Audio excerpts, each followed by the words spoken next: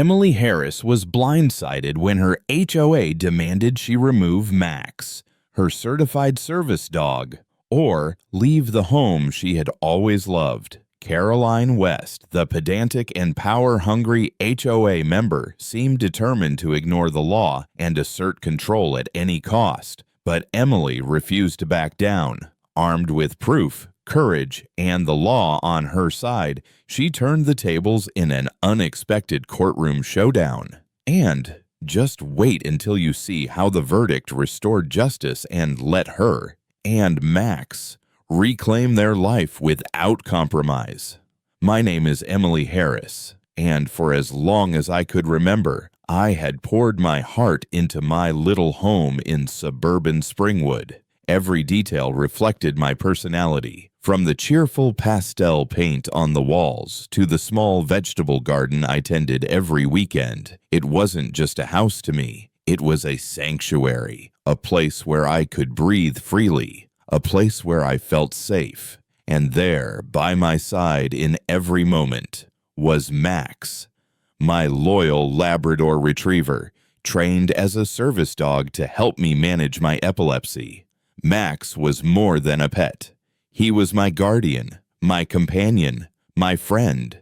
The bond we shared was unbreakable. That morning started like any other. Sunlight spilled through the blinds, casting warm stripes across the living room carpet. I brewed my coffee, enjoying the quiet, while Max padded softly around my feet, his tail swishing in gentle anticipation of our morning walk. Everything felt normal, ordinary, comforting. But then I saw the letter resting on the kitchen counter, the envelope stark and official, stamped with the HOA logo. Something about it immediately made my stomach tighten. I hadn't received many letters from the HOA before, and when I did, they were usually harmless reminders about landscaping schedules or neighborhood events. With a creeping sense of unease, I tore open the envelope. The words inside made me freeze, as though someone had reached inside my chest and squeezed my heart. You must remove your dog from the property or vacate your home. The sentence hit me with the force of a sudden storm. My hands trembled as I reread it, hoping that maybe I had misread, that somehow my eyes were playing tricks on me. But no, every word was as cold and final as it had first appeared. I sank into the chair, gripping the edge of the table for support. My mind raced. My house, my sanctuary, the place I had fought to create and maintain, it wasn't up for negotiation.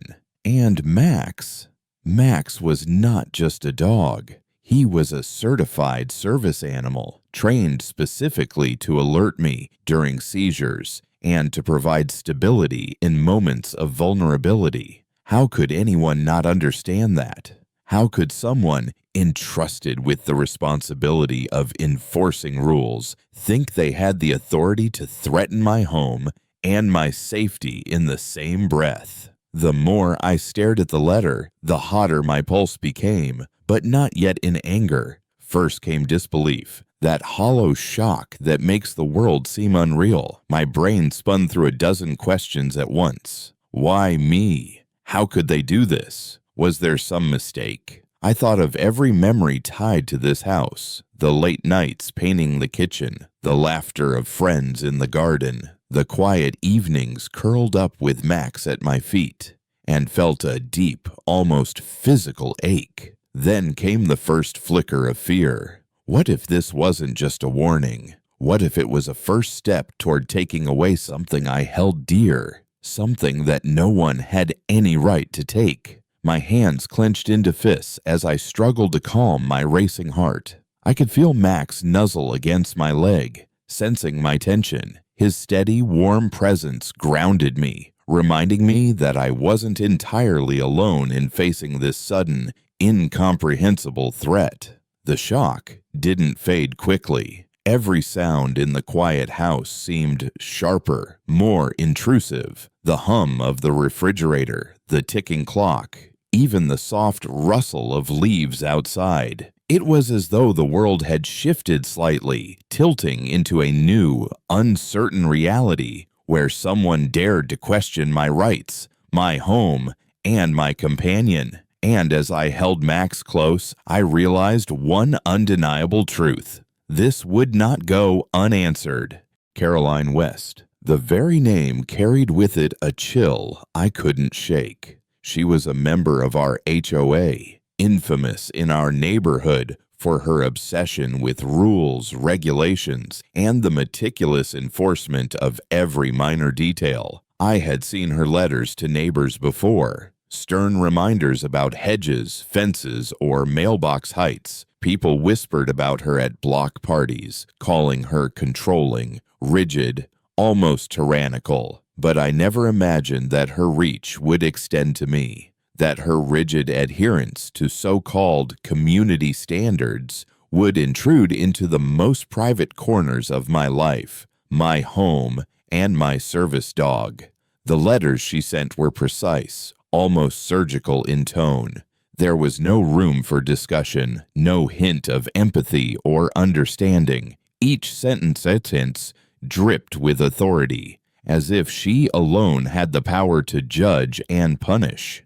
Remove your dog immediately. One letter read, "Failure to comply will result in eviction proceedings." It was her smug confidence that burned me more than the words themselves. She seemed to take satisfaction in the fear and discomfort she caused, wielding her position like a weapon. I remember sitting at my kitchen table, the letter clutched in my hands, feeling a storm of emotions rising inside me. The initial shock had passed, replaced by a deeper, hotter feeling, hatred. Not just dislike or frustration, but a deep-seated, visceral hatred that clawed at my chest. How could anyone at all, ignore the law protecting people with disabilities? How could someone attempt to force me out of my own home, as if I were somehow less entitled to live here simply because I relied on a service dog? Caroline's actions weren't just thoughtless. They were intentional. I could see it in the way she wrote, in the precision of her threats, in the cold, detached tone that suggested she had considered every possible angle to make me bend. The more I read her letters, the more I felt my hatred solidify.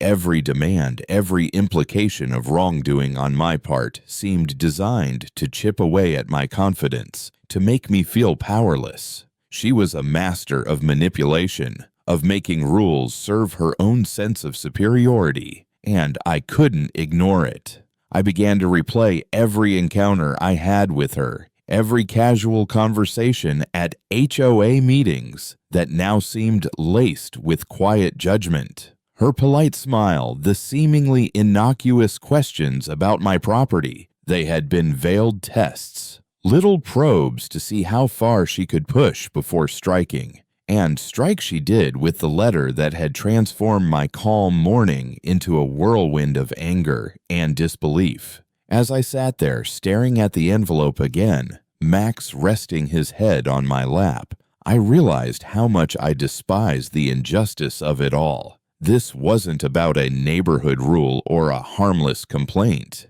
It was a direct assault on my life, my safety, and my rights.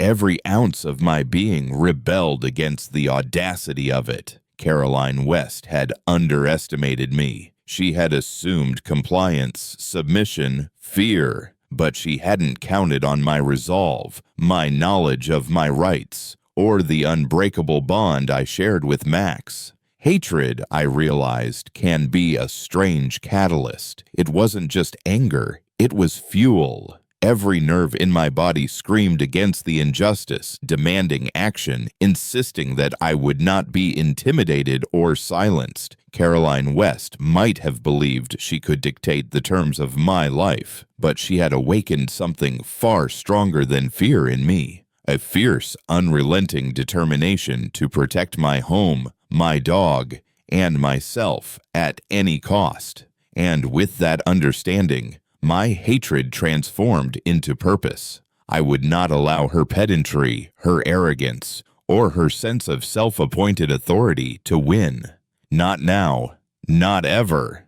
The moment I decided to act, a surge of energy ran through me, as if the shock and hatred I had felt were transforming into something sharper, more focused. I knew that sitting quietly, feeling powerless, would solve nothing. The injustice of Caroline West's threats had lit a fire inside me, and it was time to channel it into action. I reached for the phone and called a lawyer, someone recommended by a friend who specialized in cases like mine, cases involving homeowners and disability rights. From that moment, my rage found a direction, a purpose. Next came the meticulous work of gathering every piece of evidence I could find. Max's certification documents were carefully organized, clearly showing his role as a service dog trained to assist with my epilepsy. I included notes from my doctor confirming my condition and the necessity of Max's support. I pulled out my homeownership paperwork, mortgage statements, property tax receipts, everything that could demonstrate that this was my home and that no HOA regulation could override the rights of a property owner or the law protecting people with disabilities. Every page I added to the folder seemed to intensify the fire within me. With every piece of proof, I felt less like a victim and more like a fighter ready to defend what was mine. When the day of the hearing arrived, I could feel my pulse quicken. The courtroom smelled of polished wood and paper, and the quiet murmurs of others waiting added to the tension. Caroline West entered, calm and composed, as if she had rehearsed this moment 1,000 times. But the moment she saw my organized stack of documents and the determined look on my face, I could sense a subtle shift. For once, she was no longer in control. The air, previously thick with her authority, felt different, as if her power had been challenged, as if her manipulation could no longer dominate the room.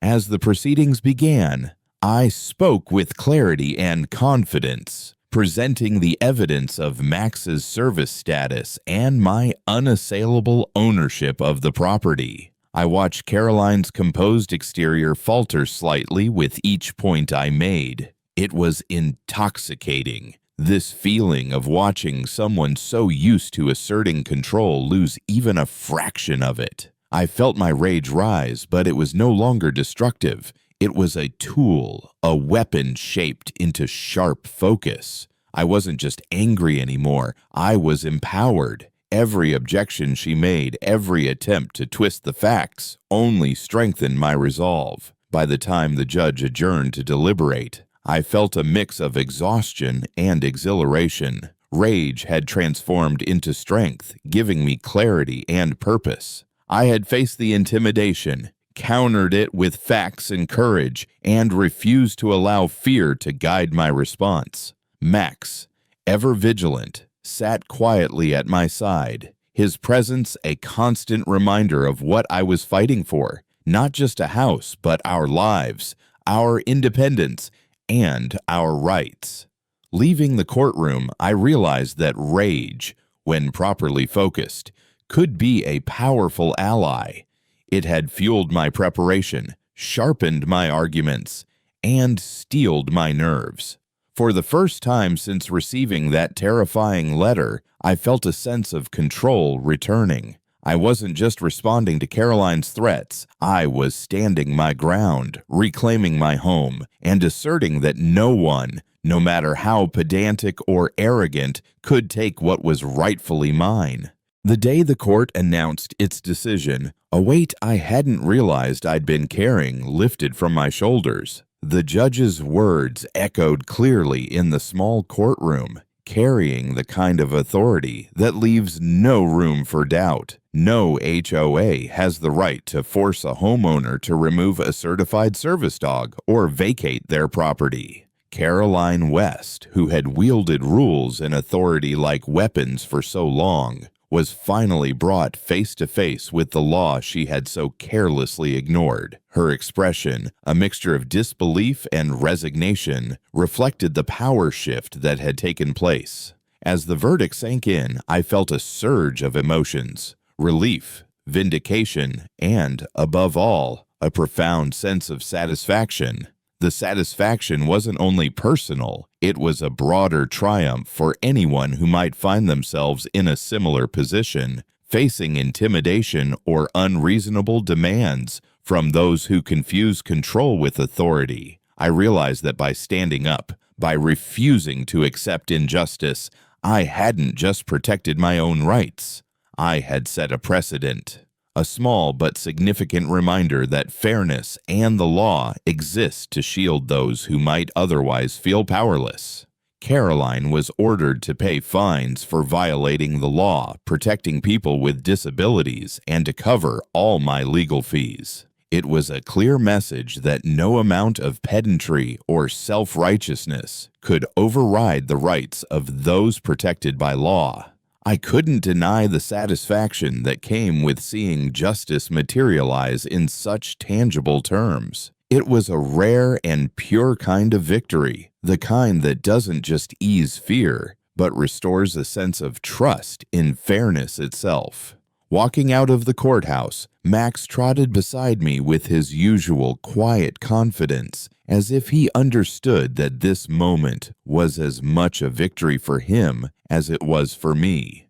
For weeks he had sensed my tension and carried it in his own gentle way, offering comfort and stability without complaint. Now his tail wagged freely, and his eyes sparkled with the joy of a companion who had helped his owner reclaim peace and security. We both knew in the unspoken language of shared experience that our home was ours once more, truly ours, and that no arbitrary rule could take it away. Returning to Springwood, I stepped through the front door and felt the familiar warmth of my home embrace me. The garden smelled faintly of blooming flowers, sunlight poured through the windows, and the quiet hum of daily life reminded me of everything worth protecting. I opened the back door, letting Max run freely in the yard, as he had always deserved. His happy barks, the sound of paws skimming across the grass, and the wind stirring the leaves felt like a symphony of triumph.